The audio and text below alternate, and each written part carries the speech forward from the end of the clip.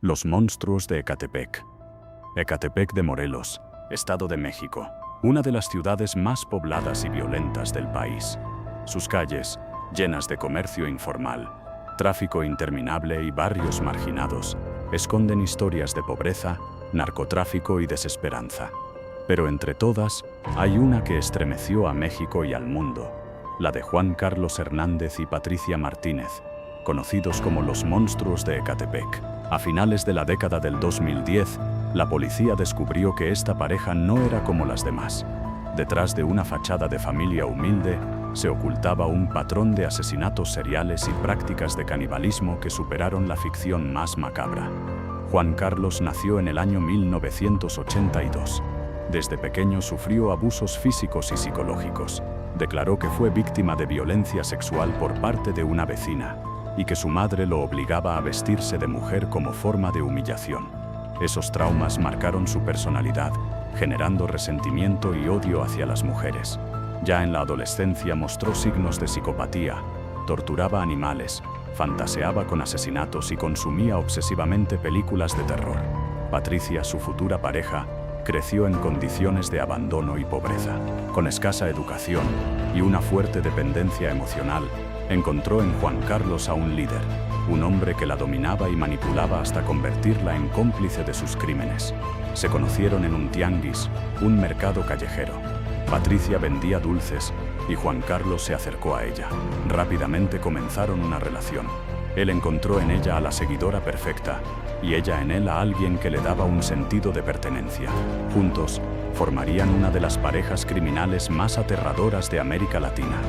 Los investigadores creen que los crímenes de Juan Carlos y Patricia comenzaron a mediados de la década del 2010.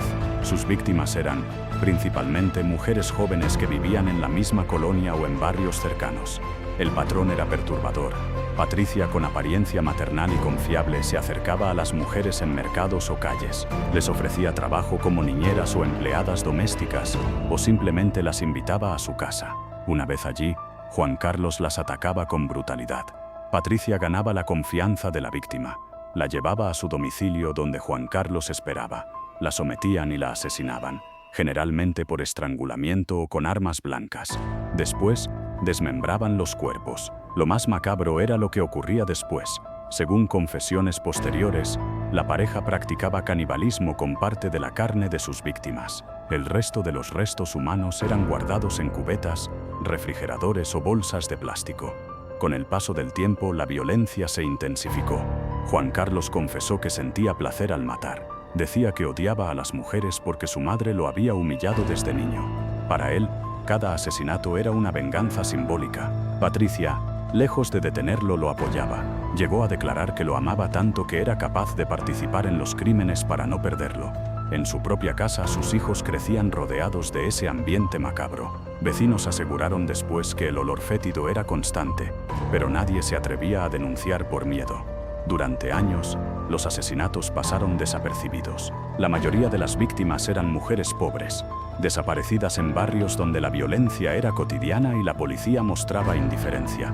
Cuando finalmente fueron capturados, Juan Carlos confesó haber asesinado a más de 20 mujeres. Sin embargo, los fiscales solo pudieron comprobar 10 casos, ya que muchos restos fueron destruidos o desaparecieron. El 4 de octubre del año 2018, la policía del Estado de México seguía la pista de una mujer desaparecida llamada Nancy Noemí Huitrón. Las investigaciones llevaron a los agentes a una pareja que solía frecuentar el mismo mercado donde Nancy había sido vista por última vez. Esa pareja era Juan Carlos Hernández y Patricia Martínez. Cuando la policía los detuvo para interrogarlos, llevaban consigo un carrito de bebé. Al revisarlo, encontraron restos humanos ocultos entre mantas y bolsas. El hallazgo fue tan brutal que los agentes quedaron atónitos. Una vez bajo custodia, Juan Carlos comenzó a hablar. No mostró arrepentimiento. Al contrario, describía sus crímenes con frialdad, casi con orgullo. Declaró que había asesinado a varias mujeres y que incluso había practicado canibalismo con parte de sus cuerpos. Dijo frases como: "Prefiero que mis perros coman carne de esas mujeres a que ellas sigan respirando". Sus palabras helaron a la opinión pública. La policía, al registrar su domicilio, confirmó lo indescriptible: restos humanos en cubetas con cemento, bolsas negras llenas de huesos, refrigeradores con carne guardada. El horror estaba a la vista. La noticia corrió como pólvora. Los titulares eran estremecedores. Pareja asesina a mujeres y guarda restos en cubetas. Los monstruos de Ecatepec. Horror en el Estado de México. Canibalismo y feminicidios en serie. La cobertura mediática convirtió el caso en un símbolo del feminicidio en México. Las imágenes de la pareja esposada y escoltada por policías se repitieron en todos los noticieros del país. Las familias de víctimas desaparecidas acudieron desesperadas a la fiscalía, temiendo que sus hijas estuvieran entre los restos hallados. Los colectivos feministas denunciaron que este caso era la consecuencia de años de impunidad y negligencia en la atención a la violencia contra las mujeres. En las calles de Ecatepec, el miedo se transformó en indignación. La gente no podía creer que una pareja pudiera asesinar a tantas mujeres sin que nadie lo detuviera durante tanto tiempo.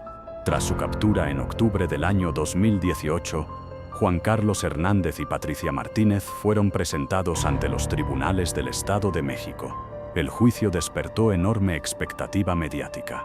Cada audiencia era cubierta por periodistas, y cada revelación estremecía a la opinión pública. La fiscalía los acusó de feminicidio serial, descuartizamiento de cuerpos, ocultamiento de restos humanos y corrupción de menores. Durante el proceso, Juan Carlos nunca mostró arrepentimiento. Declaró que odiaba a las mujeres y que cada asesinato era un acto de placer y venganza.